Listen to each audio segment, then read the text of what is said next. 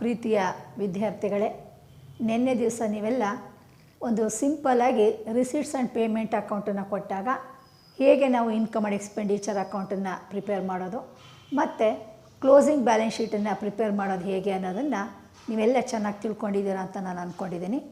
So ಈಗ ನಾನು ಇವತ್ತು ನಿಮಗೆ ಎಕ್ಸಾಮ್ಗೆ ಹೇಗೆ ಕೊಡ್ತಾರೆ ಅಂತಂದರೆ ಬರೀ ರಿಸೀಟ್ಸ್ ಆ್ಯಂಡ್ ಪೇಮೆಂಟ್ ಅಕೌಂಟ್ ಮಾತ್ರ ಕೊಡೋದಿಲ್ಲ. 12 ಮಾರ್ಕ್ಸ್ಗೆ ನಿಮಗೆ ಒಂದು ಓಲ್ಡ್ ಬ್ಯಾಲೆನ್ಸ್ ಶೀಟನ್ನು ಕೊಟ್ಟಿರ್ತಾರೆ, ಜೊತೆಗೆ ರಿಸೀಟ್ಸ್ ಆ್ಯಂಡ್ ಪೇಮೆಂಟ್ ಅಕೌಂಟ್ ಅಂತ ಒಂದು ಕೊಟ್ಟಿರ್ತಾರೆ. ಅದಾದ ನಂತರ ಕೆಲವೊಂದು ಅಡ್ಜಸ್ಟ್ಮೆಂಟನ್ನು ಕೊಟ್ಟಿರ್ತಾರೆ.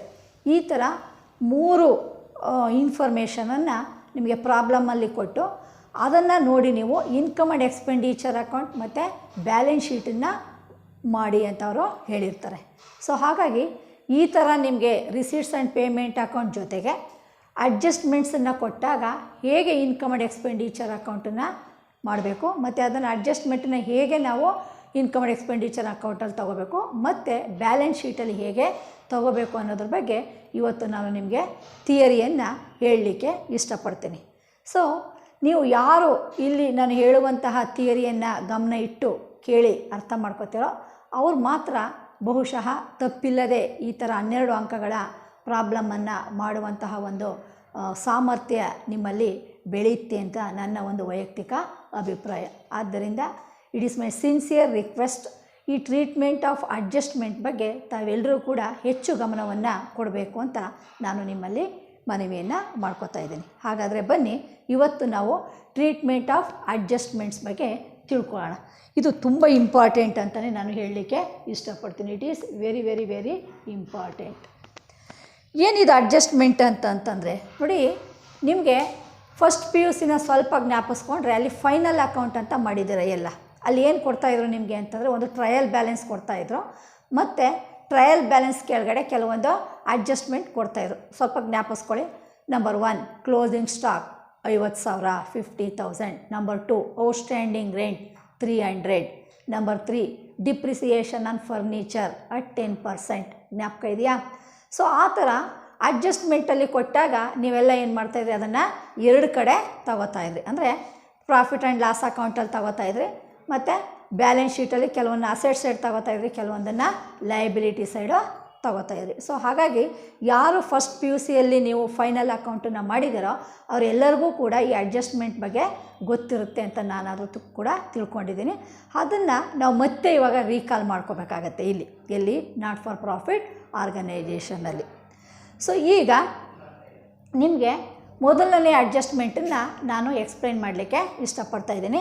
ಇಲ್ಲಿ ಬೋರ್ಡ್ ಮೇಲೆ ನಾನು ಬರೆದಿದ್ದೀನಿ ನೋಡಿ, ಏನು ಟ್ರೀಟ್ಮೆಂಟ್ ಆಫ್ ಅಡ್ಜಸ್ಟ್ಮೆಂಟ್ಸ್ 2 ಟೈಮ್ಸ್ ಅಂತಂದರೆ ಅಡ್ಜಸ್ಟ್ಮೆಂಟ್ಸಲ್ಲಿ ಏನೇ ಐಟಮನ್ನು ಕೊಟ್ಟರೆ ನಾವು 2 ಸಾರಿ ಅದನ್ನು ತೊಗೋಬೇಕಾಗತ್ತೆ. ಎಷ್ಟು ಸಾರಿ ತೊಗೋಬೇಕು? 2 ಸಾರಿ ತೊಗೋಬೇಕಾಗತ್ತೆ. ಒಂದು ಇನ್ಕಮ್ ಆ್ಯಂಡ್ ಎಕ್ಸ್ಪೆಂಡಿಚರ್ ಅಕೌಂಟಲ್ಲಿ ತೊಗೋಬೇಕು, ಇನ್ನೊಂದು ಸಾರಿ ಎಲ್ಲಿ ತೊಗೋಬೇಕು? ಬ್ಯಾಲೆನ್ಸ್ ಶೀಟಲ್ಲಿ ತೊಗೋಬೇಕು. ಇನ್ಕಮ್ ಆ್ಯಂಡ್ ಎಕ್ಸ್ಪೆಂಡಿಚರ್ ಅಕೌಂಟಲ್ಲಿ ಒಂದು ಸಾರಿ, ಬ್ಯಾಲೆನ್ಸ್ ಶೀಟಲ್ಲಿ. ಸೊ ಅದು ನಿಮಗೆ ಗೊತ್ತಿರಬೇಕು. ಇನ್ಕಮ್ ಆ್ಯಂಡ್ ಎಕ್ಸ್ಪೆಂಡಿಚರ್ ಅಕೌಂಟಲ್ಲಿ ಅದನ್ನು ಆ್ಯಡ್ ಮಾಡೋದಾ ಅಥವಾ ಲೆಸ್ ಮಾಡೋದಾ ಅದನ್ನು ಪರ್ಫೆಕ್ಟಾಗಿ ತಿಳ್ಕೊಂಡಿರಬೇಕು. ಯಾವುದೇ ಅಡ್ಜಸ್ಟ್ಮೆಂಟನ್ನು ನಾವು ಇನ್ಕಮ್ ಆ್ಯಂಡ್ ಎಕ್ಸ್ಪೆಂಡಿಚರ್ಗೆ ಕೂಡಿಸ್ಬೇಕಾಗತ್ತೆ. ಆ್ಯಡ್ ಅಂದರೆ ಕೂಡಿಸ್ಬೇಕಾಗತ್ತೆ, ಇಲ್ಲ ಅಂತಂದರೆ ಕಳಿಬೇಕಾಗತ್ತೆ. ಲೆಸ್ ಅಂತಂದರೆ ಕಳಿಯೋದು. ನಿಮಗೆ ಅದು ಚೆನ್ನಾಗಿ ಅರ್ಥ ಆಗಬೇಕು, ಯಾವಾಗ ಕೂಡಿಸ್ಬೇಕು, ಅಡ್ಜಸ್ಟ್ಮೆಂಟನ್ನು ಯಾವಾಗ ಕಳಿಬೇಕು ಅಂತ. ಅದನ್ನು ನಾನು ನಿಮಗೆ ಸುಲಭವಾಗಿ ಹೇಳಲಿಕ್ಕೆ ಇಷ್ಟಪಡ್ತೀನಿ ಮಕ್ಕಳೇ. ಸೊ ನೋಡಿ, ಇಲ್ಲಿ ನಿಮಗೆ ಮೊದಲನೇದು ಬರೆದಿದ್ದೀನಿ ನಾನು. ಔಟ್ಸ್ಟ್ಯಾಂಡಿಂಗ್ ಎಕ್ಸ್ಪೆನ್ಸಸ್ ಅಂತಂದ್ರು ಒಂದೇ, ಅಥವಾ ಎಕ್ಸ್ಪೆನ್ಸಸ್ ಡ್ಯೂ ಅಂತಂದ್ರು ಒಂದೇ. ಈ ಔಟ್ಸ್ಟ್ಯಾಂಡಿಂಗ್ ಎಕ್ಸ್ಪೆನ್ಸಸ್ಸು ಮತ್ತು ಎಕ್ಸ್ಪೆನ್ಸಸ್ ಡ್ಯೂನ ನಿಮಗೆ ಪ್ರಾಬ್ಲಮಲ್ಲಿ 2 ಕಡೆ ಕೊಟ್ಟಿರ್ತಾನೆ. ಒಂದು ಓಲ್ಡ್ ಬ್ಯಾಲೆನ್ಸ್ ಶೀಟಲ್ಲಿ ಕೊಟ್ಟಿರ್ತಾನೆ. ಅಂದರೆ ನಿಮಗೆ ಫಸ್ಟು ಒಂದು ಓಲ್ಡ್ ಬ್ಯಾಲೆನ್ಸ್ ಶೀಟ್ ಅಂತ ಕೊಟ್ಟಿರ್ತಾರೆ. ಈಗ ನಾನು ಎಕ್ಸಾಂಪಲ್ ತೊಗೊಂಡಿರೋದು 2019 ತೊಗೊಂಡಿದ್ದೀನಿ. ಅಂದರೆ 2019ಕ್ಕೆ ನಾವು ಇನ್ಕಮ್ ಆ್ಯಂಡ್ ಎಕ್ಸ್ಪೆಂಡಿಚರ್ ಅಕೌಂಟು ಮತ್ತು ಬ್ಯಾಲೆನ್ಸ್ ಶೀಟನ್ನು ಮಾಡಬೇಕು ಅಂತ ನಾವೆಲ್ಲ ಕಲ್ಪನೆಯನ್ನು ಮಾಡ್ಕೊಳ್ಳೋಣ. We will image we are going to prepare income and expenditure account and balance sheet for the year ending 2019 ಅಂತ. ಸೊ ಯಾವಾಗ ನೀವು income and expenditure account balance ಶೀಟನ್ನು 2019 ಅಂತ ತಗೋತೀರೋ ಆಗ ಅವರೇನು ಮಾಡಿರ್ತಾರೆ ಅಂತಂದರೆ 2018ದು ನಿಮಗೆ ಒಂದು ಬ್ಯಾಲೆನ್ಸ್ ಶೀಟನ್ನು ಕೊಟ್ಟಿರ್ತಾರೆ. ಏನೋ ಬ್ಯಾಲೆನ್ಸ್ ಶೀಟ್ ಅಂತಂದರೆ ಲಯಬಿಲಿಟೀಸು ಮತ್ತು ಅಸೆಟನ್ನು ಕೊಟ್ಟಿರ್ತಾರೆ. ಲಯಬಿಲಿಟೀಸ್ ಏನು ಕೊಟ್ಟಿರ್ತಾರೆ? ಕ್ಯಾಪಿಟಲ್ ಫಂಡ್, ಔಟ್ಸ್ಟ್ಯಾಂಡಿಂಗ್ ರೆಂಟ್, ಈ ಥರ ನಿಮಗೆ ಯಾವ್ದಾದ್ರು ಬ್ಯಾಂಕ್ ಲೋನ್ ತೊಗೊಂಡಿದ್ರೆ ಬ್ಯಾಂಕ್ ಲೋನ್ ಅಂದ್ಬಿಟ್ಟು ಒಂದು 2-3 ಐಟಮನ್ನು ನಿಮಗೆ ಲಯಬಿಲಿಟಿ ಸೈಡ್ ಕೊಟ್ಟಿರ್ತಾರೆ. ಹೋದ ವರ್ಷ ಇದ್ದಂತಹ ಸಾಲಗಳು ಮತ್ತು ಹೋದ ವರ್ಷ ಏನೇನು ಅಸೆಟ್ ಇತ್ತು ಅಂತ ಕೂಡ ನಿಮಗೆ ಅಸೆಟ್ ಸೈಡ್ ಕೊಟ್ಟಿರ್ತಾರೆ. Cash 50,000, bank balance 1 lakh, furniture 20,000, stock 2,000, machinery 1 lakh ಅಂತ ಒಂದು ಬ್ಯಾಲೆನ್ಸ್ ಶೀಟನ್ನು ಕೊಟ್ಟಿರ್ತಾರೆ. ಅರ್ಥ ಆಗ್ತಿದೆಯಾ? ಸೊ ಹಾಗಾಗಿ ಇಲ್ಲಿ ಯಾವುದಾದರೂ ಒಂದು ಔಟ್ಸ್ಟ್ಯಾಂಡಿಂಗ್ ಎಕ್ಸ್ಪೆನ್ಸಸ್ಸನ್ನು ನಿಮಗೆ ಓಲ್ಡ್ ಬ್ಯಾಲೆನ್ಸ್ ಶೀಟಲ್ಲಿ ಕೊಟ್ಟಾಗ ಒಂದು ಸರಿ ಮಾತ್ರ ತೊಗೋಬೇಕು ನೀವು. ಎಷ್ಟು ಸರಿ ತೊಗೋಬೇಕು? ಓಲ್ಡ್ ಬ್ಯಾಲೆನ್ಸ್ ಶೀಟಲ್ಲಿ ಔಟ್ಸ್ಟ್ಯಾಂಡಿಂಗ್ ಎಕ್ಸ್ಪೆನ್ಸಸ್ ಯಾವುದಾದ್ರು ಇದ್ದರೆ, ಈಗ ಫಾರ್ ಎಕ್ಸಾಂಪಲ್ ಓಲ್ಡ್ ಬ್ಯಾಲೆನ್ಸ್ ಶೀಟಲ್ಲಿ ಔಟ್ಸ್ಟ್ಯಾಂಡಿಂಗ್ ಸ್ಯಾಲರಿ 500 ಇರುತ್ತೆ ಅಂತ ಅಂದ್ಕೊಳ್ಳಿ. ಎಷ್ಟಿರುತ್ತೆ? ಔಟ್ಸ್ಟ್ಯಾಂಡಿಂಗ್ ಸ್ಯಾಲರಿ ಎಷ್ಟು ಕೊಟ್ಟಿರ್ತಾರೆ? ಓಲ್ಡ್ ಬ್ಯಾಲೆನ್ಸ್ ಶೀಟಲ್ಲಿ 500 ಅಂತ ಇದ್ದಾಗ ನೀವು ಅದನ್ನು ಒಂದೇ ಕಡೆ ತೊಗೋಬೇಕು. ಎಲ್ಲಿ ತೊಗೋಬೇಕು ಅಂತಂದರೆ income and expenditure account prepare ಮಾಡ್ತಿರಲ್ವಾ, ಸೊ ಅಲ್ಲೇನು ಮಾಡಿರ್ತಾರೆ ನಿಮಗೆ ಪೇಮೆಂಟ್ ಸೈಡು ಸ್ಯಾಲರಿ ಅಂತ ಕೊಟ್ಟಿರ್ತಾರೆ. ಏನಂತ ಕೊಟ್ಟಿರ್ತಾರೆ? ಸ್ಯಾಲರಿ 5,000 ಅಂತ ಕೊಟ್ಟಿರ್ತಾರೆ. ಎಲ್ಲಿ ಕೊಟ್ಟಿರ್ತಾರೆ? ರಿಸೀಟ್ಸ್ ಆ್ಯಂಡ್ ಪೇಮೆಂಟ್ ಅಕೌಂಟಲ್ಲಿ ಪೇಮೆಂಟ್ ಸೈಡ್ ಏನಂತ ಕೊಟ್ಟಿರ್ತಾರೆ? ಸ್ಯಾಲರಿ. ಸೊ ಸ್ಯಾಲರಿ ಅಲ್ಲಿ 5,000 ಕೊಟ್ಟಿರ್ತಾರೆ. ಅದನ್ನು ನೀವೇನು ಮಾಡಿರ್ತೀರಾ? ಈ ರೆವಿನ್ಯೂ ಎಕ್ಸ್ಪೆಂಡಿಚರ್ ಅಂದ್ಬಿಟ್ಟು ನೀವು ಎಕ್ಸ್ಪೆಂಡಿಚರ್ ಸೈಡು ತೊಗೊಂಡಿದ್ದಾರೆ. ಯಾಕಂದರೆ ಏನೇ ಮಾಡಿದ್ದಾರೆ ನಿಮ್ಮೆಲ್ಲರಿಗೂ ಕೂಡ ಗೊತ್ತು. ಸ್ಯಾಲರೀಸ್ ಪೇಮೆಂಟ್ ಸೈಡು ಎಷ್ಟಿದೆ? 5,000 ಇದೆ. ಆಯಿತಾ? ಸ್ಯಾಲ್ರಿ 5,000 ಪೇಮೆಂಟ್ ಸೈಡ್ ಇದೆ. ನಿಮಗೆ ಕೊಟ್ಟಿರೋ ಪ್ರಾಬ್ಲಮಲ್ಲಿ ಓಲ್ಡ್ ಬ್ಯಾಲೆನ್ಸ್ ಶೀಟಲ್ಲಿ 2018 ಬ್ಯಾಲೆನ್ಸ್ ಶೀಟಲ್ಲಿ ಲಯಬಿಲಿಟಿ ಸೈಡ್ ಏನಂತ ಕೊಟ್ಟಿರ್ತಾರೆ ಅಂತಂದರೆ ಔಟ್ಸ್ಟ್ಯಾಂಡಿಂಗ್ ಸ್ಯಾಲರಿ. ಇಲ್ಲಿ ಬರೀತೀನಿ ನಾನು. 2018 ಬ್ಯಾಲೆನ್ಸ್ ಶೀಟ್ ಇದು. 2018 ಬ್ಯಾಲೆನ್ಸ್ ಶೀಟಲ್ಲಿ ನಿಮಗೆ ಇದು ಲಯಬಿಲಿಟಿ ಸೈಡ್ ಅಂತ ಗೊತ್ತು ನಿಮಗೆ, ಇದು ಅಸೆಟ್ ಸೈಡ್ ಅಂತ ಗೊತ್ತು. ಸೊ ಇಲ್ಲಿ ಕ್ಯಾಪಿಟಲ್ ಫಂಡ್ ಅಂತ ಕೊಟ್ಟಿರ್ತಾರೆ. Capital fund 50,000. Outstanding salary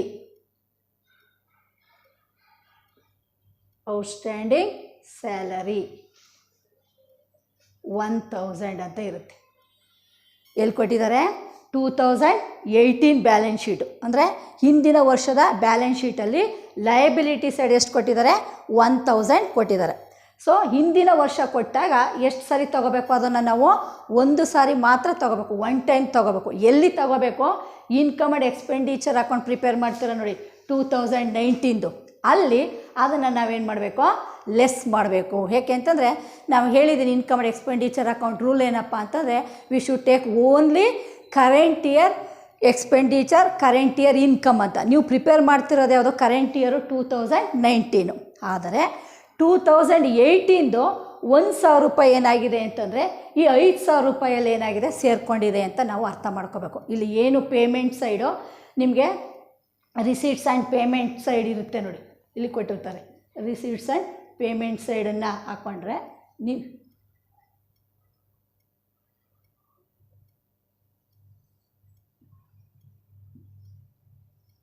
so ಇದೆಲ್ಲ ನಿಮಗೆ ಡೆಬಿಟ್ ಸೈಡು ರಿಸೀಟ್ಸ್ ಇರುತ್ತೆ, ಕ್ರೆಡಿಟ್ ಸೈಡು ಪೇಮೆಂಟ್ ಇರುತ್ತೆ. ಸೊ ಇದು 2019 ನಿಮಗೆ ಕೊಟ್ಟಿರ್ತಾರೆ. ಸೊ ಏನಂತ ಕೊಟ್ಟಿರ್ತಾರೆ ಇಲ್ಲಿ? ಸ್ಯಾಲರಿ 5,000 ಅಂತ ಕೊಟ್ಟಿರ್ತಾರೆ. 2019 receipts and payment account payment side ಎಷ್ಟು ಕೊಟ್ಟಿದ್ದಾನೆ? 5,000 ಕೊಟ್ಟಿದ್ದಾರೆ ನೋಡಿ. ಇದೆಲ್ಲ ಸ್ಟಾರ್ ಮಾರ್ಕ್ ಹಾಕಿರ್ತೀನಿ. ಇಲ್ಲೊಂದು ಇದೆ, ಇಲ್ಲೊಂದಿದೆ. ಮತ್ತು ಅಡ್ಜಸ್ಟ್ಮೆಂಟ್ ಅಂತ ಕೊಟ್ಟಿರ್ತಾರೆ.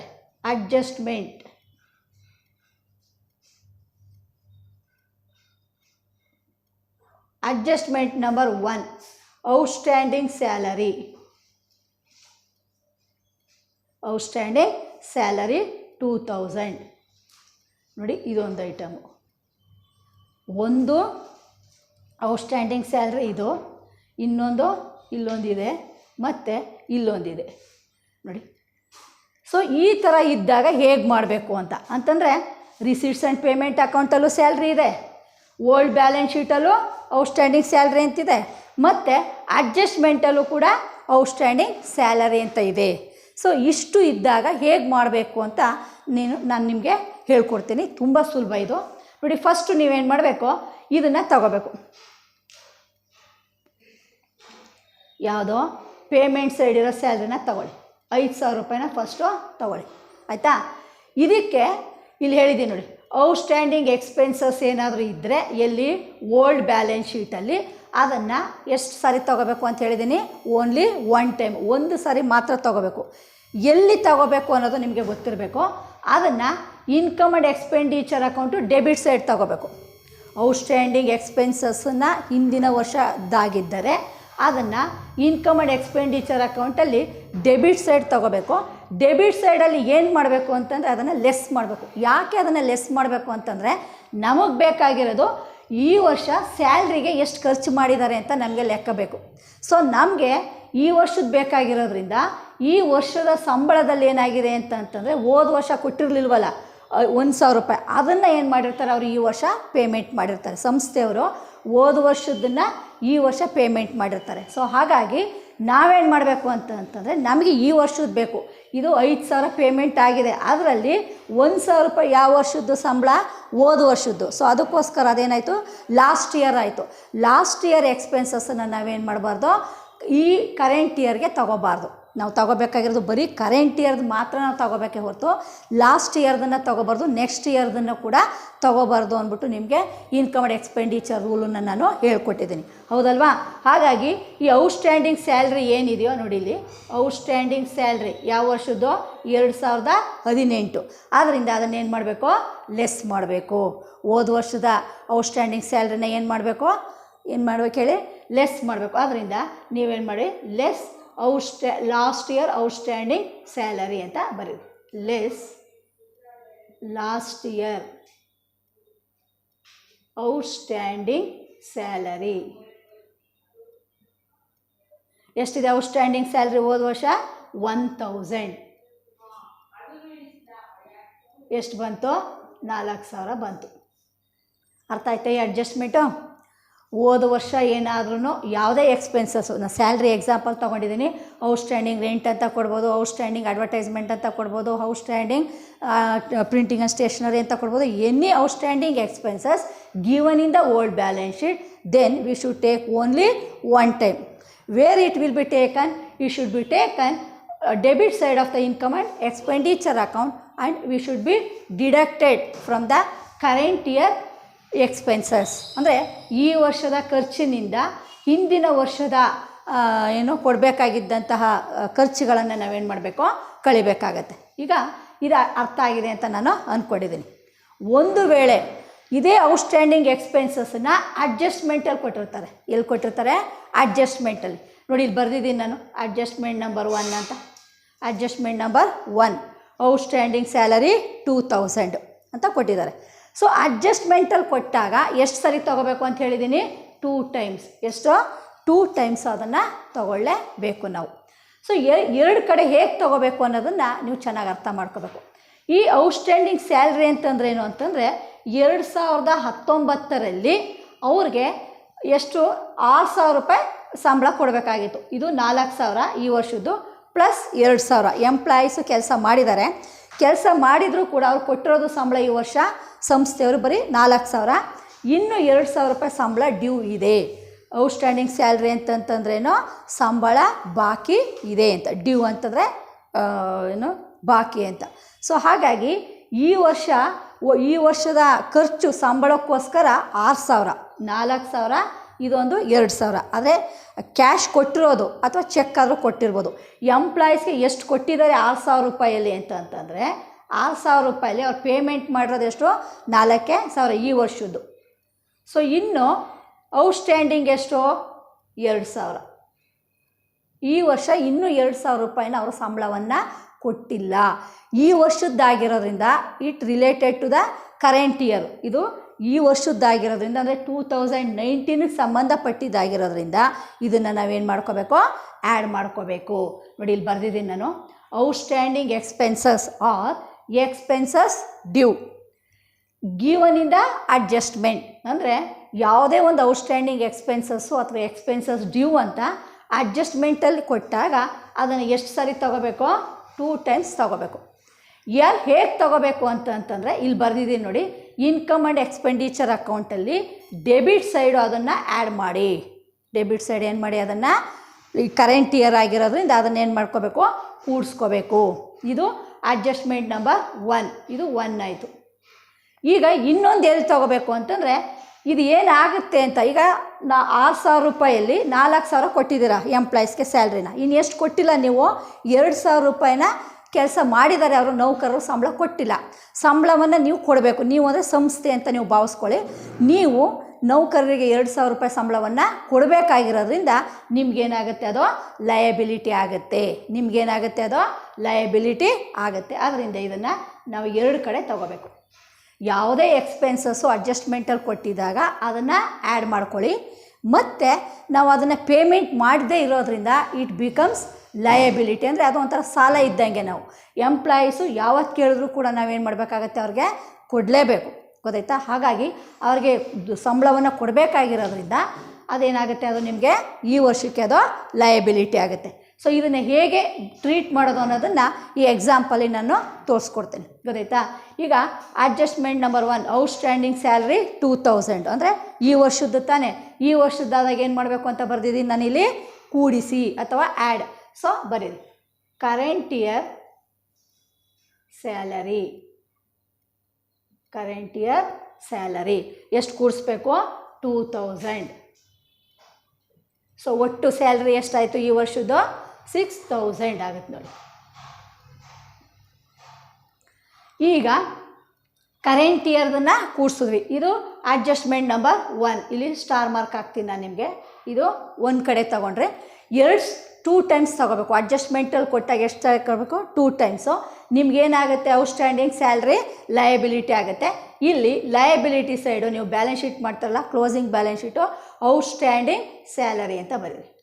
ಔಟ್ಸ್ಟ್ಯಾಂಡಿಂಗ್ ಸ್ಯಾಲರೀಸ್, ಔಟ್ಸ್ಟ್ಯಾಂಡಿಂಗ್ ಸ್ಯಾಲ್ರಿ ಅಂತ ಇದನ್ನು ತೊಗೋಬಾರ್ದು. ಇದು ಹೋದ ವರ್ಷದ್ದು ಅವರೇ ಕೊಟ್ಟಿರ್ತಾರೆ ಬ್ಯಾಲೆನ್ಸ್ ಶೀಟು. ನೀವು ಪ್ರಿಪೇರ್ ಮಾಡಬೇಕಾಗಿರೋದು ಯಾವುದು, ಅದನ್ನು ನೋಡಿಕೊಂಡು 2019 ಬ್ಯಾಲೆನ್ಸ್ ಶೀಟನ್ನು ನೀವು ಪ್ರಿಪೇರ್ ಮಾಡಬೇಕು.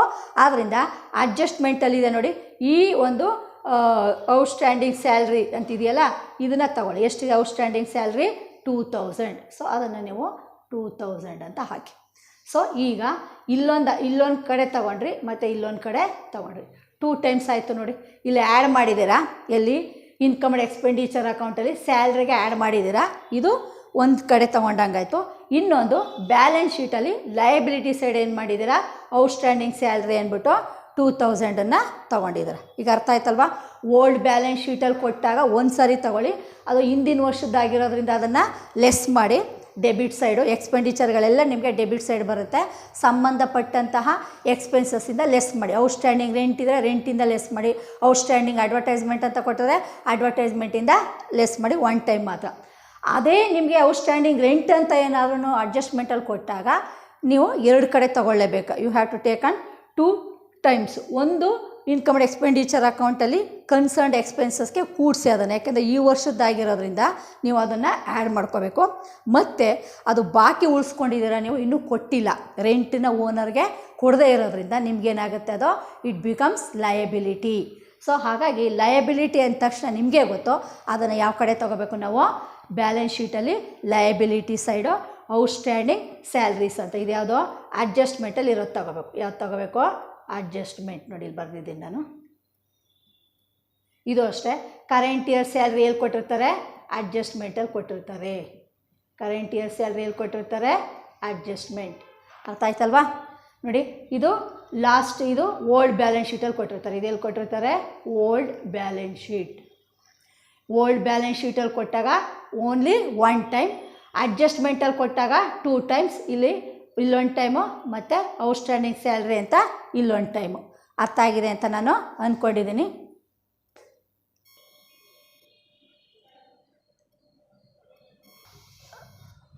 ಈಗ ಎಲ್ಲರಿಗೂ ಕೂಡ ಔಟ್ಸ್ಟ್ಯಾಂಡಿಂಗ್ ಎಕ್ಸ್ಪೆನ್ಸಸ್ಸನ್ನು ಓಲ್ಡ್ ಬ್ಯಾಲೆನ್ಸ್ ಶೀಟಲ್ಲಿ ಕೊಟ್ಟಾಗ ಹೇಗೆ ಒಂದು ಕಡೆ ತೊಗೋಬೇಕು ಅಂತ ಅರ್ಥ ಆಗಿದೆ. ಮತ್ತು ಅಡ್ಜಸ್ಟ್ಮೆಂಟಲ್ಲಿ ಕೊಟ್ಟಾಗ ಹೇಗೆ ನಾವು ಅದನ್ನು 2 ಕಡೆ ತೊಗೋಬೇಕು ಅಂತ ಅರ್ಥ ಮಾಡ್ಕೊಂಡಿದ್ದೀರಾ. ಅದೇ ಥರ ಔಟ್ಸ್ಟ್ಯಾಂಡಿಂಗ್ ಇನ್ಕಮ್ ಕೂಡ ಕೊಡಬಹುದು. ಈಗ ನಿಮಗೆ ಇನ್ಕಮ್ ಅಂತಂದರೆ ಯಾವುದು, ರೆವಿನ್ಯೂ ಇನ್ಕಮ್. ಈಗ ಫಾರ್ ಎಕ್ಸಾಂಪಲ್ ಸಬ್ಸ್ಕ್ರಿಪ್ಷನ್ ಅಂತ ಹೇಳ್ತೀವಿ ಅಲ್ವಾ. ಸಬ್ಸ್ಕ್ರಿಪ್ಷನ್ ಅನ್ನುವಂಥದ್ದು ಏನಾಗಿರುತ್ತೆ, ನಿಮಗೆ ಒಂದು ರೆವಿನ್ಯೂ ಇನ್ಕಮ್ ಆಗಿರುತ್ತೆ. ಅದನ್ನು ನಿಮಗೆ ಓಲ್ಡ್ ಬ್ಯಾಲೆನ್ಸ್ ಶೀಟಲ್ಲೂ ಕೊಟ್ಟಿರ್ಬೋದು.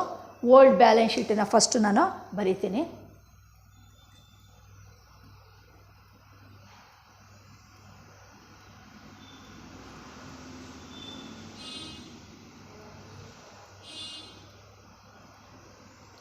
ಓಲ್ಡ್ ಬ್ಯಾಲೆನ್ಸ್ ಶೀಟಲ್ಲಿ ನಿಮಗೆ ಸಬ್ಸ್ಕ್ರಿಪ್ಷನ್ ಅಂತ ಕೊಟ್ಟಿರ್ತಾರೆ. ಏನಂತ ಕೊಟ್ಟಿರ್ತಾರೆ? ಸಬ್ಸ್ಕ್ರಿಪ್ಷನ್. ಒಂದು 2000 ಕೊಟ್ಟಿರ್ತಾರೆ. ಇದು 2018ರ ಬ್ಯಾಲೆನ್ಸ್ ಶೀಟ್. ಒಂದು ಸಬ್ಸ್ಕ್ರಿಪ್ಷನ್ ಅಂತ ಓಲ್ಡ್ ಬ್ಯಾಲೆನ್ಸ್ ಶೀಟಲ್ಲಿ ಕೊಟ್ಟಿದ್ದಾರೆ. ಅದೇ ಥರ ರಿಸೀಟ್ಸ್ ಆ್ಯಂಡ್ ಪೇಮೆಂಟ್ ಅಕೌಂಟಲ್ಲಿ 2019 ರಿಸೀಟ್ಸ್ ಆ್ಯಂಡ್ ಪೇಮೆಂಟ್ ಅಕೌಂಟಲ್ಲಿ ನಿಮಗೆ ಅದನ್ನು ಯಾವ ಕಡೆ ಕೊಟ್ಟಿರ್ತಾರೆ? ಡೆಬಿಟ್ ಸೈಡ್ ಕೊಟ್ಟಿರ್ತಾರೆ. ಇದೆಲ್ಲ ಪೇಮೆಂಟು, ಇದು ನಿಮಗೆ ರಿಸೀಟ್ಸು ಅಲ್ವಾ. ಇಲ್ಲಿ ನಿಮಗೆ ಸಬ್ಸ್ಕ್ರಿಪ್ಷನ್ ಅಂತ ಒಂದು ಐಟಮನ್ನು ಕೊಟ್ಟಿರ್ತಾರೆ. ಸಬ್ಸ್ಕ್ರಿಪ್ಷನ್ 20,000 ಇಲ್ಲಿ ಕೊಟ್ಟಿರ್ತಾರೆ. ಜೊತೆಗೆ ಅಡ್ಜಸ್ಟ್ಮೆಂಟ್ ಅಂತ ಒಂದು ಕೊಟ್ಟಿರ್ತಾರೆ. ಏನಂತ ಕೊಟ್ಟಿರ್ತಾರೆ? ಅಡ್ಜಸ್ಟ್ಮೆಂಟ್.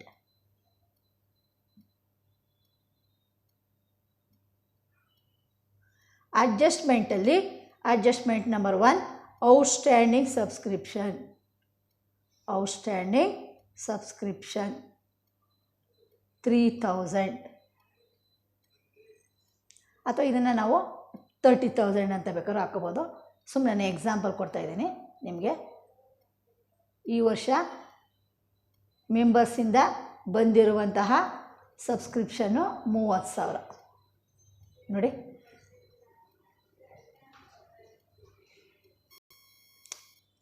ಸೊ ಔಟ್ಸ್ಟ್ಯಾಂಡಿಂಗ್ ಇನ್ಕಮ್ ಬಗ್ಗೆ ನಾನು ನಿಮಗೆ ಅಡ್ಜಸ್ಟ್ಮೆಂಟ್ ಹೇಳ್ಕೊಡ್ತಾ ಇದ್ದೀನಿ. ಓಲ್ಡ್ ಬ್ಯಾಲೆನ್ಸ್ ಶೀಟಲ್ಲಿ ಕೊಟ್ಟಿರೋದು ಒಂದು, ರಿಸೀಟ್ಸ್ ಆ್ಯಂಡ್ ಪೇಮೆಂಟ್ ಅಕೌಂಟಲ್ಲಿ ಕೊಟ್ಟಿದ್ದಾರೆ ನೋಡಿ ಇಲ್ಲಿ, ಇದು ಎರಡನೇದು. ಇನ್ನೊಂದು ಎಲ್ಲಿ ಕೊಟ್ಟಿದ್ದಾರೆ ನಿಮಗೆ?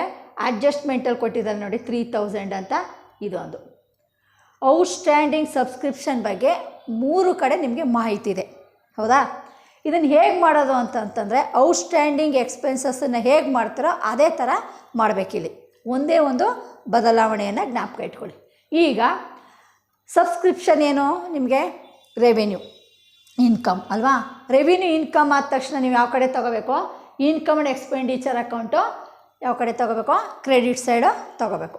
ಸೊ ಅದಕ್ಕೆ ನಾನು ಇಲ್ಲಿ ಬರೆದಿದ್ದೀನಿ ನೋಡಿ, ಔಟ್ಸ್ಟ್ಯಾಂಡಿಂಗ್ ಇನ್ಕಮ್ ಅಂತವರು ಹೇಳ್ಬೋದು ಅಥವಾ ಅಕ್ರೂಡ್ ಇನ್ಕಮ್ ಅಂತ ಬೇಕಾದ್ರೂ ಹೇಳ್ಬೋದು. ಅಕ್ರೂಡ್ ಇನ್ಕಮ್ ಅಥವಾ ಔಟ್ಸ್ಟ್ಯಾಂಡಿಂಗ್ ಇನ್ಕಮ್ನ ಎಲ್ಲಿ ಕೊಟ್ಟಿದ್ದಾರೆ? ಓಲ್ಡ್ ಬ್ಯಾಲೆನ್ಸ್ ಶೀಟಲ್ಲಿ ಕೊಟ್ಟಿದ್ದಾರೆ. 2018 ಇಲ್ಲಿ ಕೊಟ್ಟಿದ್ದಾರೆ ನೋಡಿ. 2018ನಲ್ಲಿ ಅಸೆಟ್ ಸೈಡು ಔಟ್ಸ್ಟ್ಯಾಂಡಿಂಗ್ ಸಬ್ಸ್ಕ್ರಿಪ್ಷನ್ ಅಂತ ಕೊಟ್ಟಿದ್ದಾರೆ. ಏನಂತ ಕೊಟ್ಟಿದ್ದಾರೆ? ಔಟ್ಸ್ಟ್ಯಾಂಡಿಂಗ್ ಸಬ್ಸ್ಕ್ರಿಪ್ಷನ್ ಅಂತ 2,000 ರೂಪಾಯಿ ಕೊಟ್ಟಿದ್ದಾರೆ. ಅದು ಇದು. ಇದನ್ನು ಒನ್ ಟೈಮ್ ಮಾತ್ರ ತೊಗೋಬೇಕು, ಒನ್ ಟೈಮ್ ಮಾತ್ರ ತೊಗೋಬೇಕು. ಸೊ ಅದನ್ನು ಹೇಗೆ ತೊಗೊಳ್ಳೋದು ಒನ್ ಟೈಮು ಅಂತಂತಂದರೆ, ಫಸ್ಟ್ ಏನು ಮಾಡಿ, ನೀವು ಪ್ರಿಪೇರ್ ಮಾಡ್ತಾ ಇರೋದು ಇನ್ಕಮ್ ಆ್ಯಂಡ್ ಎಕ್ಸ್ಪೆಂಡಿಚರ್ ಅಕೌಂಟ್ ಯಾವುದು? 2019. ಸೊ ಹಾಗಾಗಿ income and expenditure account for the year ending ಅಂತ ನೀವು ಹೆಡ್ಡಿಂಗ್ ಹಾಕ್ಕೊಂಡಿರ್ತೀರ. ಸಬ್ಸ್ಕ್ರಿಪ್ಷನ್ನು ನಿಮಗೆ ಗೊತ್ತಾಗಿದೆ ಆಲ್ರೆಡಿ, ಅದು ರೆವಿನ್ಯೂ ಇನ್ಕಮ್ ಅಂತ. ಸೊ ಹಾಗಾಗಿ ಕ್ರೆಡಿಟ್ ಸೈಡ್ ಬರೀರಿ. ಎಷ್ಟಿದೆ ಕ್ರೆಡಿಟ್ ಸೈಡ್ ಸಬ್ಸ್ಕ್ರಿಪ್ಷನ್ ಅಂತ? ಸಬ್ಸ್ಕ್ರಿಪ್ಷನ್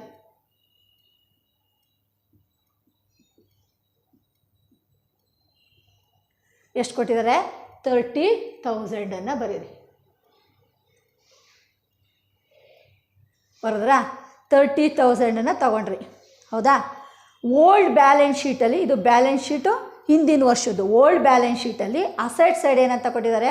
ಔಟ್ಸ್ಟ್ಯಾಂಡಿಂಗ್ ಸಬ್ಸ್ಕ್ರಿಪ್ಷನ್ ಅಂತ ಕೊಟ್ಟಿದ್ದಾರೆ. ಎಷ್ಟು ಕೊಟ್ಟಿದ್ದಾರೆ? 2,000. ಇದು ಹಿಂದಿನ ವರ್ಷದ್ದಾಗಿರೋದ್ರಿಂದ ನಾವೇನು ಮಾಡಿದ್ದೀವಿ ಅಂತಂದರೆ, ಈ 30,000 ರೂಪಾಯಲ್ಲಿ ಆ 2,000 ರೂಪಾಯಿ ಸೇರಿಕೊಂಡಿದೆ ಅಂತ ನಾವು ಅರ್ಥ ಮಾಡ್ಕೋಬೇಕು. ಈ 30,000 ರೂಪಾಯಲ್ಲಿ ನಮ್ಮದು ಸಬ್ಸ್ಕ್ರಿಪ್ಷನ್ ಹಣ ಈ ವರ್ಷ ನಾವು ರಿಸೀವ್ ಮಾಡ್ಕೊಂಡೋದು ಮೆಂಬರ್ಸಿಂದ 30,000 ಆದರೆ, ಹೋದ ವರ್ಷದ್ದು 2,000 ರೂಪಾಯಿನ ಸೇರಿಸಿ ತೊಗೊಂಡ್ಬಿಟ್ಟಿದ್ದೀವಿ ನಾವು. ಸೊ ಹಾಗಾಗಿ ಈ ವರ್ಷದ್ದು ಎಷ್ಟಾಯಿತು? 28,000 ರೂಪಾಯಿ ಆಯಿತು. ಹಿಂದಿನ ವರ್ಷದ್ದು ಎಷ್ಟು? 2,000 ರೂಪಾಯಿ. ಈ 2,000 ರೂಪಾಯಿ ಈ 30,000ದಲ್ಲಿ ಏನಾಗೋಗಿದೆ? ಇನ್ಕ್ಲೂಡ್ ಆಗಿದೆ. ಇನ್ಕ್ಲೂಡ್ ಆಗಿದೆ ಅಂತಂದರೆ ಸೇರಿರೋದ್ರಿಂದ ಹೋದ ವರ್ಷದನ್ನು ನಾವೇನು ಮಾಡಬೇಕು? ಲೆಸ್ ಮಾಡಬೇಕು. ಇಲ್ಲಿ ಬರೆದಿದ್ದೀನಿ ನೋಡಿ. ಏನಾದ್ರೂ ಓಲ್ಡ್ ಬ್ಯಾಲೆನ್ಸ್ ಶೀಟಲ್ಲಿ ನಿಮಗೆ ಔಟ್ಸ್ಟ್ಯಾಂಡಿಂಗ್ ಇನ್ಕಮ್ ಕೊಟ್ಟಿದ್ದರೆ ಆಗ ಅದನ್ನು ನಾವೇನು ಮಾಡಬೇಕು? Income and expenditure account credit side ಅದನ್ನು ಲೆಸ್ ಮಾಡಬೇಕು. ಯಾಕೆ ಲೆಸ್ ಮಾಡಬೇಕು? It is not related to the current year. ಈ ವರ್ಷಕ್ಕೆ ಅದು ಸಂಬಂಧಪಡದೇ ಇರೋದ್ರಿಂದ ನಾವು ಅದನ್ನೇನು ಮಾಡಬೇಕಾಗತ್ತೆ? ಕಳಿಬೇಕಾಗತ್ತೆ. ಆದ್ದರಿಂದ ಇಲ್ಲಿ ನೀವು ಲೆಸ್ ಅಂತ ಹಾಕ್ಬಿಟ್ಟು ಏನಂತ ಕಳೀರಿ? Last year outstanding subscription. Last year outstanding subscription ಎಷ್ಟಿದೆ? ಲಾಸ್ಟ್ ಇಯರ್ ಔಟ್ಸ್ಟ್ಯಾಂಡಿಂಗ್ ಸಬ್ಸ್ಕ್ರಿಪ್ಷನ್ನು 2000. ಈ 30,000ದಲ್ಲಿ 2,000 ರೂಪಾಯಿನ ಲೆಸ್ ಮಾಡಿ, ಇನ್ನೆಷ್ಟು ಬಂತು? 28,000. ಅರ್ಥ ಆಯ್ತಾ? ಇನ್ನೊಂದು ಸಾರಿ ಹೇಳ್ತೀನಿ ನೋಡಿ. ಔಟ್ಸ್ಟ್ಯಾಂಡಿಂಗ್ ಇನ್ಕಮ್, ನಾನು ಎಕ್ಸಾಂಪಲ್ ತೊಗೊಂಡಿರೋದು ಔಟ್ಸ್ಟ್ಯಾಂಡಿಂಗ್ ಸಬ್ಸ್ಕ್ರಿಪ್ಷನ್ ಬಗ್ಗೆ ತೊಗೊಂಡಿದ್ದೀನಿ. ಈ ಔಟ್ಸ್ಟ್ಯಾಂಡಿಂಗ್ ಸಬ್ಸ್ಕ್ರಿಪ್ಷನನ್ನು ಕೊಟ್ಟಿರೋದು ಯಾವಾಗ? ಹಿಂದಿನ ವರ್ಷದ ಬ್ಯಾಲೆನ್ಸ್ ಶೀಟಲ್ಲಿ 2018ರ ಬ್ಯಾಲೆನ್ಸ್ ಶೀಟಲ್ಲಿ ನಿಮಗೆ ಅಸೆಟ್ ಸೈಡ್ ಕೊಟ್ಟಿರ್ತಾರೆ, ಅದು ಅಸೆಟ್ ಆಗಿರುತ್ತೆ ಔಟ್ಸ್ಟ್ಯಾಂಡಿಂಗ್ ಸಬ್ಸ್ಕ್ರಿಪ್ಷನ್ ಅಂತ. ಈ 2,000 ರೂಪಾಯಿನ ನಾವೇನು ಮಾಡಬೇಕು? ಇನ್ಕಮ್ ಆ್ಯಂಡ್ ಎಕ್ಸ್ಪೆಂಡಿಚರ್ ಅಕೌಂಟಲ್ಲಿ ಕ್ರೆಡಿಟ್ ಸೈಡ್ ಏನು ಮಾಡಬೇಕು? ಲೆಸ್ ಮಾಡಬೇಕು. ಮತ್ತು ಬ್ಯಾಲೆನ್ಸ್ ಶೀಟಲ್ಲಿ ತೊಗೊಳಂಗಿಲ್ಲ. ಇದು ಈವನ್ ಔಟ್ಸ್ಟ್ಯಾಂಡಿಂಗ್ ಎಕ್ಸ್ಪೆನ್ಸಸ್ ಆದರೂ ಕೂಡ ನಮಗೆ ಬ್ಯಾಲೆನ್ಸ್ ಶೀಟಲ್ಲಿ ಬರೋಲ್ಲ. ಅದನ್ನು ತೊಗೋಬೇಡಿ, ಒಂದು ಸರಿ ಮಾತ್ರ ತೊಗೋಬೇಕು. ಎಷ್ಟು ಸರಿ ತೊಗೋಬೇಕು? One time. ಹೇಗೆ ತೊಗೊಳೋದು ಒನ್ ಟೈಮ್ ಅಂತಂದರೆ, subscription 30,000 less last year outstanding subscription ಅಂತ ತೊಗೊಳ್ಳಿ. ಎಷ್ಟು ಬರುತ್ತೆ? 30,000ದಲ್ಲಿ 2,000 ಹೋದರೆ 20,000. ಸೊ ಒನ್ ಟೈಮ್ ಟ್ರೀಟ್ಮೆಂಟ್ ನಿಮ್ಗೆ ಅರ್ಥ ಆಯಿತು. ಒಂದು ವೇಳೆ ಇದೇ ಔಟ್ಸ್ಟ್ಯಾಂಡಿಂಗ್ ಇನ್ಕಮನ್ನು ನಿಮಗೆ ಅಡ್ಜಸ್ಟ್ಮೆಂಟಲ್ಲೂ ಕೂಡ ಕೊಟ್ಟಿರ್ತಾರೆ. ಎಲ್ಲಿ ಕೊಟ್ಟಿರ್ತಾರೆ? ಅಡ್ಜಸ್ಟ್ಮೆಂಟ್. ಇಲ್ಲಿ ಕೊಟ್ಟಿದ್ದೀನಿ ನೋಡಿ ನಾನು, ಅಡ್ಜಸ್ಟ್ಮೆಂಟ್ ನಂಬರ್ 1 ಔಟ್ಸ್ಟ್ಯಾಂಡಿಂಗ್ ಸಬ್ಸ್ಕ್ರಿಪ್ಷನ್ 3,000 ಅಂತ. ಅಡ್ಜಸ್ಟ್ಮೆಂಟಲ್ಲಿ ಕೊಟ್ಟಾಗ ಎಷ್ಟು ಕಡೆ ತೊಗೋಬೇಕು? ಅದನ್ನು 2 ಟೈಮ್ಸ್, ಅಂದರೆ 2 ಬಾರಿ ಅದನ್ನು ತೊಗೋಬೇಕು. ಹೇಗೆ ತೊಗೋಬೇಕು ಅಂತಂದರೆ, ಫಸ್ಟು ಇನ್ಕಮ್ ಆ್ಯಂಡ್ ಎಕ್ಸ್ಪೆಂಡಿಚರ್ ಅಕೌಂಟ್ಗೆ ಏನು ಮಾಡಬೇಕು? ಅದನ್ನು ಕ್ರೆಡಿಟ್ ಸೈಡು ಆ್ಯಡ್ ಮಾಡ್ಕೋಬೇಕು. ಇದು ಇನ್ಕಮ್ ಆದ್ರಿಂದ ಕ್ರೆಡಿಟ್ ಸೈಡು ನೀವೇನು ಮಾಡಬೇಕು? ಆ್ಯಡ್ ಮಾಡಬೇಕು. ಎಕ್ಸ್ಪೆನ್ಸಸ್ನ ಏನು ಮಾಡಿದರೆ ಡೆಬಿಟ್ ಸೈಡ್ ಆ್ಯಡ್ ಮಾಡಿದ್ರೆ, ಇನ್ಕಮನ್ನು ಅದೇ ಥರ ಕ್ರೆಡಿಟ್ ಸೈಡ್ ಇವಾಗ ಏನು ಮಾಡ್ಕೋಬೇಕು? ನಾವು ಆ್ಯಡ್ ಮಾಡ್ಕೋಬೇಕು. ಇದು ಅಡ್ಜಸ್ಟ್ಮೆಂಟ್ ನಂಬರ್ 1 ಆಯಿತು. ಇದು ಅಡ್ಜಸ್ಟ್ಮೆಂಟ್ ನಂಬರ್ 1. ಮತ್ತು ನಿಮಗೆ ಯಾರೋ ಕೆಲವು ಮೆಂಬರ್ಸು 3,000 ರೂಪಾಯಿ ವಂತಿಕೆ ಹಣವನ್ನು ಈ ವರ್ಷ ಕೊಟ್ಟಿಲ್ಲ. ಸೊ ಅದು ನಮಗೆ ಅವರಿಂದ ಬರಬೇಕು, ಅವರಿಂದ ಹಣ ಬರಬೇಕು ಅನ್ನೋದ್ರಿಂದ ನಿಮಗೇನಾಗುತ್ತೆ? ಇದು ಔಟ್ಸ್ಟ್ಯಾಂಡಿಂಗ್ ಸಬ್ಸ್ಕ್ರಿಪ್ಷನ್ನು ಅಸೆಟ್ ಆಗುತ್ತೆ. ಏನಾಗುತ್ತೆ? ಅಸೆಟ್. ನೀವು ಕೊಡಬೇಕಾಗಿಲ್ಲ. ನೀವು ಕೊಡಬೇಕಾಗಿದ್ರೆ ಲಯಬಿಲಿಟಿ. ನಿಮಗೆ ಮೆಂಬರ್ಸಿಂದ ಬರಬೇಕು. ಎಷ್ಟು ಸಾವಿರ ರೂಪಾಯಿ ಬರಬೇಕು ನಿಮಗೆ ಮೆಂಬರ್ಸಿಂದ? 3,000 ರೂಪಾಯಿ ಮೆಂಬರ್ಸು ಕೊಡಬೇಕಾಗಿರೋದ್ರಿಂದ ನಿಮಗೆ ಏನಾಗುತ್ತದೋ ಅಸೆಟ್ ಆಗುತ್ತೆ. ಸೊ ಅಸೆಟ್ ಆದಾಗ ನಾವೇನು ಮಾಡಬೇಕು? ಅಸೆಟ್ ಸೈಡು ಅದನ್ನು ಬರೀಬೇಕು. ಈಗ ಯಾವ ಥರ ಆದರೆ ಅಡ್ಜಸ್ಟ್ಮೆಂಟಲ್ಲಿ ಕೊಟ್ಟಿರೋದನ್ನು ಬರೆಯೋದನ್ನು ನಾನು ನಿಮಗೆ ಹೇಳ್ಕೊಡ್ತೀನಿ. ಫಸ್ಟು ಈ ವರ್ಷದ ಒಂದು 3,000 ರೂಪಾಯಿ ಇದೆಯಲ್ಲ, ಅದನ್ನು ಆ್ಯಡ್ ಮಾಡಿ. ಎಲ್ಲಿ ಆ್ಯಡ್ ಮಾಡಬೇಕು? Credit side of the income and expenditure account. ಇಲ್ಲಿ ನೀವೇನು ಮಾಡಿ? ಆ್ಯಡ್ ಮಾಡಿ. ಇಲ್ಲಿ ಪ್ಲಸ್ ಅಂತ ಹಾಕ್ಕೊಳ್ಳಿ. ಪ್ಲಸ್ ಅಂತ ಹಾಕ್ಬಿಟ್ಟು ಯಾವ ವರ್ಷದ್ದು? Current year outstanding subscription. Current year outstanding subscription ಎಷ್ಟಿದೆ? ಕರೆಂಟ್ ಇಯರ್ ಔಟ್ಸ್ಟ್ಯಾಂಡಿಂಗ್ ಸಬ್ಸ್ಕ್ರಿಪ್ಷನ್ನು 3,000. 28,000 ಪ್ಲಸ್ 3,000 ಎಷ್ಟಾಯಿತು? 31,000 ಆಯಿತು. ಆಯಿತಾ? ಇದು ಒಂದು ಕಡೆ ಆಯಿತು, ನಿಮಗೆ ಒಂದು ಕಡೆ ಆಯಿತು. ಈಗ ಅದನ್ನು ನಾವೇನು ಮಾಡಬೇಕು?